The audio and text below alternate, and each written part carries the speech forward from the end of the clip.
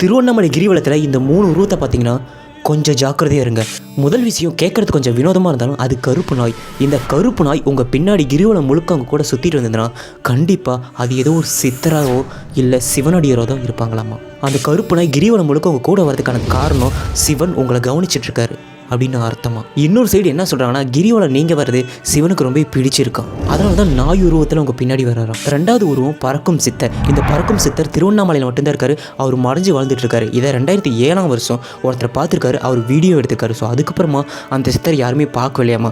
ஒருவேளை அந்த பறக்கும் சித்தர் உங்களால் பார்க்க முடிஞ்சா நீங்கள் ரொம்ப அதிர்ஷ்டசாலியாக இருப்பீங்க. அந்த சித்தர் கரெக்டாக கிரிவல டைமில் மட்டும்தான் அந்த மலைக்கு பக்கத்தில் வருவாராம். 3வதாக இருக்கிறது ஒரு விசித்திரமான ஒரு ஆள். அவருக்கு வெள்ளையான மிகப்பெரிய தாடியும் ரொம்ப ஒல்லியான உடம்பும் கையில் ஒரு குச்சியோட அந்த கிரிவல டைமில் சுற்றி வந்துட்டு இருப்பார்.